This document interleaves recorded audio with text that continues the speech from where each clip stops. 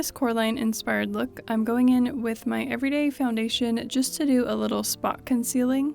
I do have some makeup left over from the day, so I'm really just touching up a little in the areas where I have some redness or darkness.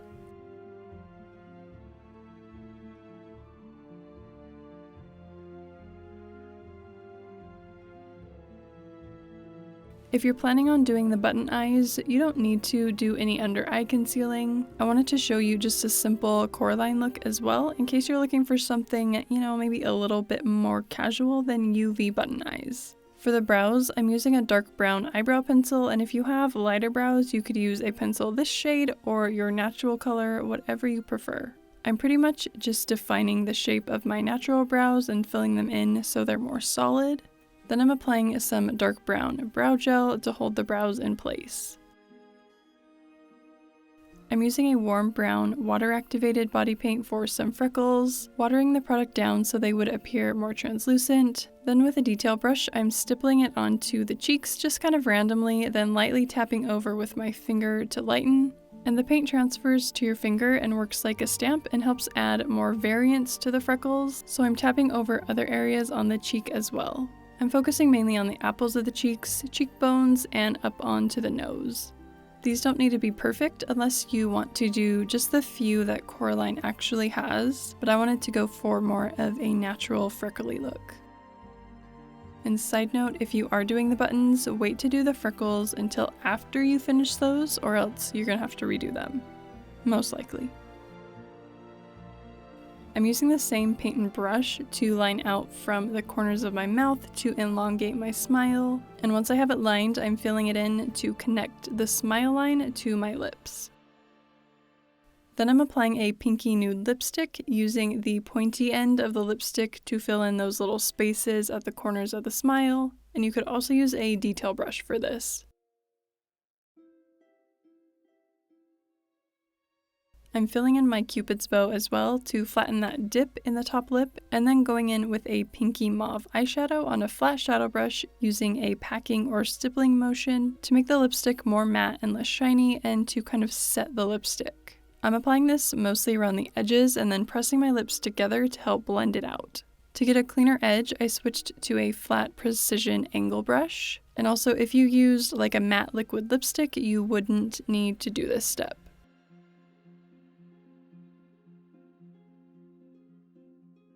Then I'm applying a light layer of a cool dark brown eyeshadow to the lid, blending it up softly into the crease. And I didn't do this since I was doing the buttons right after this, but if you'd like to help prevent creasing in the eyeshadow, just apply an eyeshadow primer first. Then I'm layering a little bit of a warmer brown over top.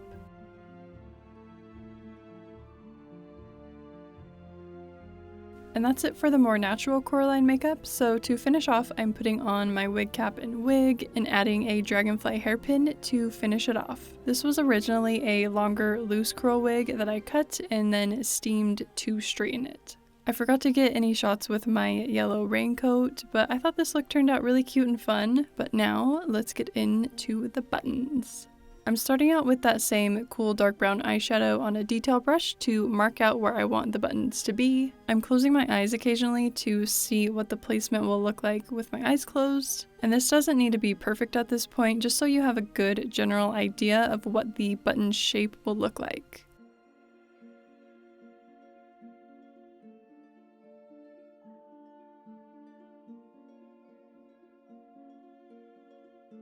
Then for the base, I'm using a blue cream color on a rounded brush with a nice sharp edge, and I'm just applying that inside the entire button area.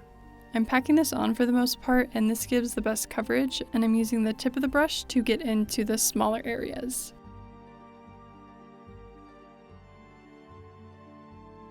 Then I'm using a blue UV reactive eyeshadow on top, and this palette is from Kryolan. Right before applying the eyeshadow, I'm going over and patting the creases out of the cream makeup, and then I'm packing the eyeshadow over top, which helps set the cream makeup as well as, of course, give us that really cool reaction under the black light. Before applying under the eye, I'm again going in with the cream makeup brush to smooth out any creases. This was my first time using these, and I found that the shadow went over and layered really nicely and did a great job of setting the cream makeup. Then I'm using a clean, fluffy powder brush to help swipe away any fallout, and then doing the same thing on the other button. I layered it until the surface of the cream was fully covered, which you can tell by the matte finish. You also may be able to tell depending on what products you use, because for example, the eyeshadow is a lighter blue than the cream makeup that I used. A quick little test under the black light, and then I'm going in with a black eyeshadow to start adding some details. With a detail brush, I'm first lining around the inside of the button to create that little kind of inner ridge.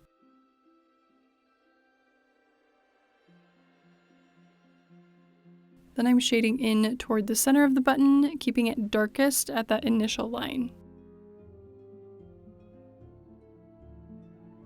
Then I'm doing the same thing around the outer edge of the button and blending out to create a shadow underneath to give more dimension.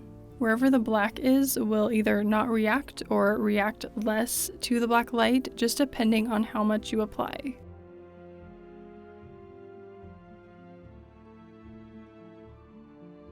I'm switching to a pencil brush to help blend out but still have a bit of precision, and then I'm layering up the black until it's as dark as I want it along that edge. And I'm creating the deepest shadow under and blending up into the inner half of the brow.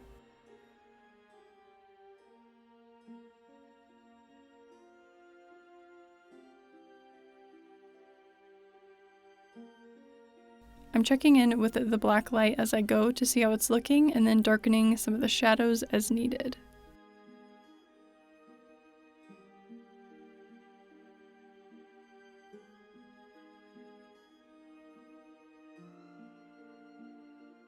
This is what it looked like after applying just the eyeshadow.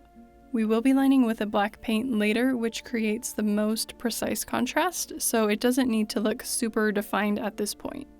Still with the black eyeshadow, I'm lining out the string at the center of the button, and I'm arching the horizontal piece up just slightly and rounding out the ends, and I'm using my lash line as a guide for the lower part of that piece of string.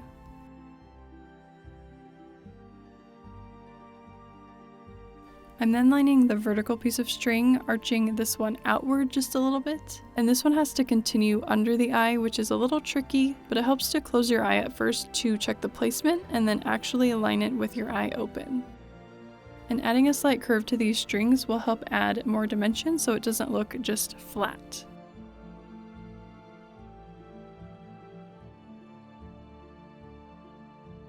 Another black light check, then just adding a little more shading around the outside edge, and then I also decided to shade down the contours of the nose a little bit.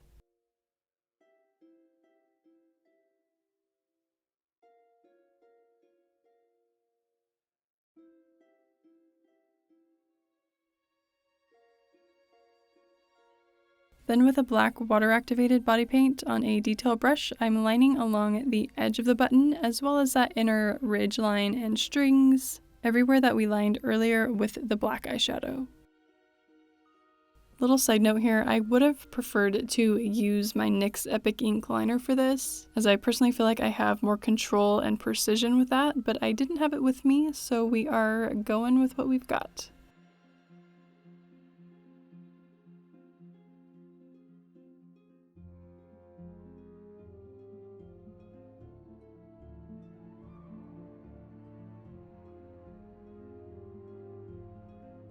And here you can see the big difference between having just the black eyeshadow versus adding the paint over top.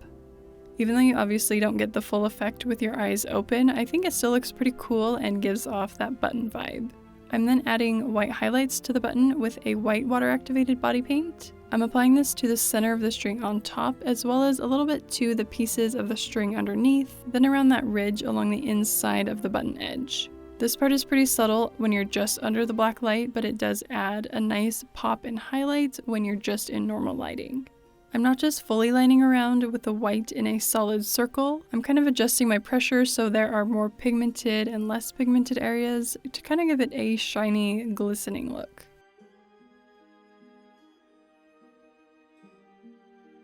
I'm adding just a little more black and then shading to and around the ends of the strings for a little more dimension.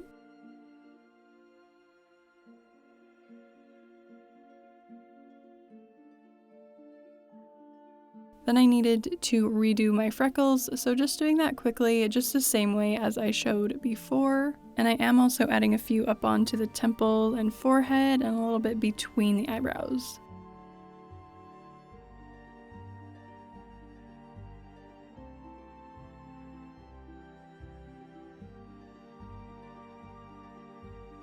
The sweater I hand knit using one of my knitting patterns that I have in the shop, which I'll have linked below if you are a knitter as well. And then I cut out the stars from a light gray felt sheet, painted them with a UV reactive fabric paint, and then sewed them on by hand. So anyway, I hope you enjoyed this one. I started planning this look probably like 5 years ago now, so I'm super excited to finally bring it to life for you guys. I hope you have a happy and safe Halloween. Thank you so much for watching, and I will see you in the next one.